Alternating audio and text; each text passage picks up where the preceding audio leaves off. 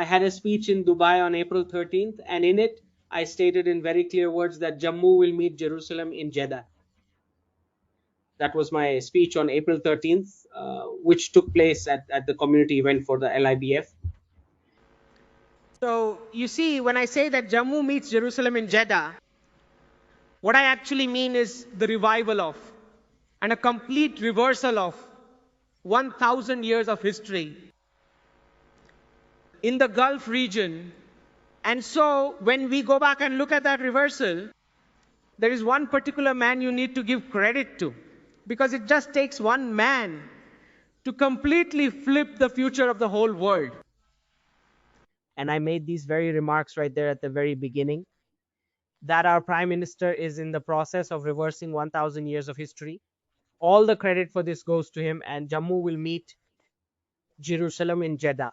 Now, when I say this, some of our longtime viewers already know from back when I, about 3 years ago, was explaining all of this. And also, those who have read my book on geopolitics, they also know exactly what I'm talking about. However, we have some new viewers with us. So for their benefit, I will explain what I mean when I say Jammu will meet Jerusalem in Jeddah. So the entire world is just two things, Jammu and Jerusalem.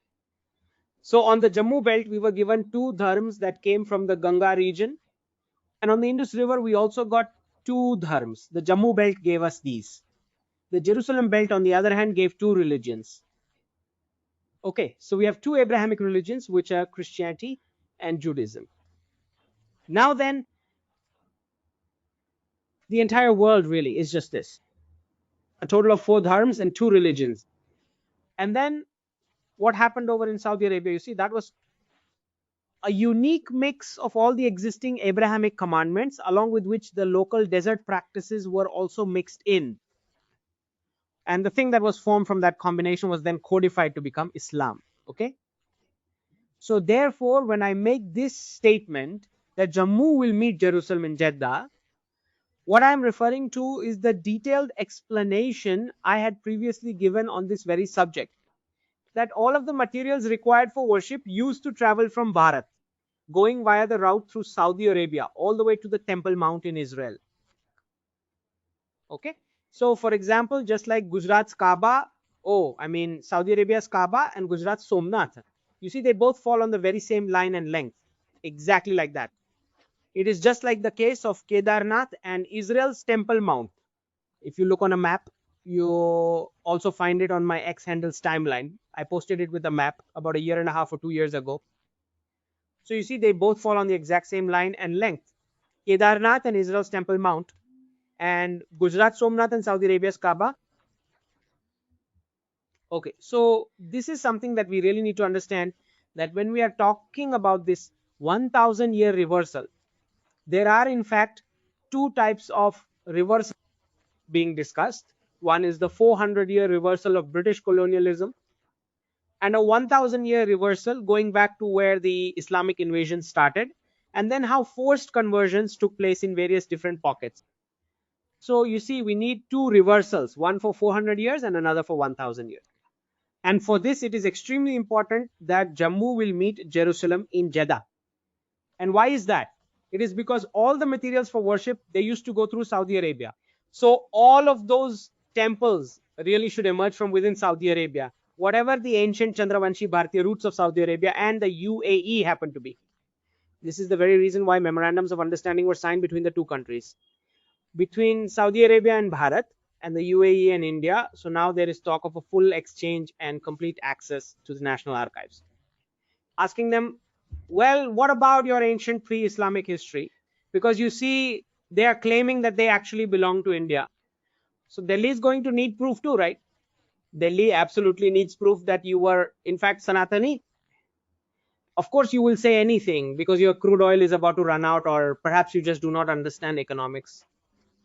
Or maybe you have absolutely no idea about economics, whatever your particular problem is. For that very reason, you are now looking for this pre-Islamic, we were Sanatani angle. But we are not just going to take your word for it. We absolutely need proof. So what we are saying to them is, look, concerning all of your ancient mandirs, the first thing is find all of their traces, revive them, and let us get started.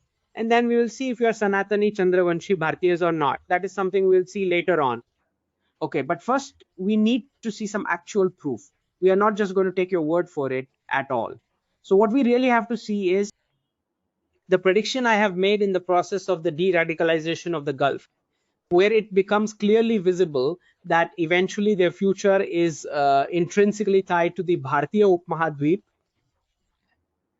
because their entire past history is already completely connected to it, going far beyond to a time when Islam did not even exist. So you have all of our ports in Gujarat, Mumbai, and Maharashtra, down to Kerala on this west side, the whole Western Ghats. All of those ports. And then on the other side, you have all the ports of Africa on the eastern side. And of course, the ports of Saudi Arabia and the UAE, whatever ports existed there, were all connected together by trade for many years. I mean, for centuries, even long before Islam ever came. So you see, those very important trade ties that we once had, if we are ever going to revive them, if we have to revive that entire history from the time before the invasion, then you will have to dig up all of your historical, prehistoric past, whatever it was, and you must put it on full display for everyone. It is only then that something substantial about those Chandravanshi Bhartiya roots will finally come out. So I am very clear in my mind that if a 1000-year reversal is going to happen, it is absolutely crucial that these people first discover their own history. Right. So the credit for this really goes to only one person, and that is the Prime Minister.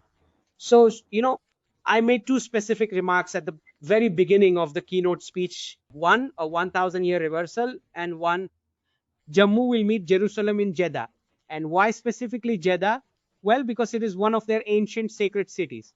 Now, it took a long time for Riyadh to become the capital. Before that, its entire history is well linked with Jeddah, especially since it was already a commercial hub. But Modi ji is actually the very first Bharatiya leader who is going to Jeddah, and its importance is not just important because Jammu has to meet with Jerusalem.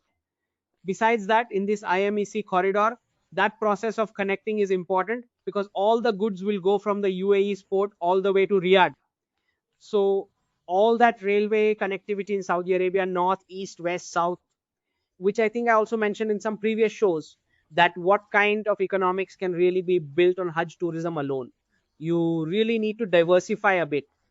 Mecca and Medina should be opened up for people to buy properties. In the future, there can be really good, beautiful artistic temples and artistic churches can be built there. You can set up DJ pubs in all of your cities in Saudi Arabia. Um, and you already know the fun of a Gujarati Garba is on a whole other level.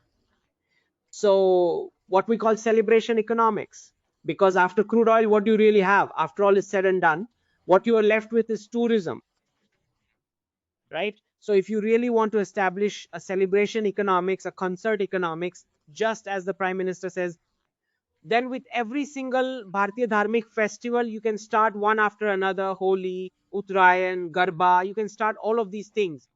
So it should be celebrated enthusiastically in Riyadh. I mean, a sound in Riyadh should be heard all the way in Dubai. That Garba is being celebrated right here. Okay. So if we really want to have that kind of celebration economics, then you will have to allow everyone, absolutely everyone, to buy properties in Mecca and Medina. Because you already know that in the Gulf, so many pockets and parcels of land are owned by the king, and the king has distributed them among his princes and princesses. So until there is occupancy, where will the revenue come from? Okay, and you should also think about it that as soon as things like colorful clothes, yoga, Ayurveda, temples, when all this comes, you get that, I mean, that feeling, then the enjoyment of the celebration will be on a completely different level.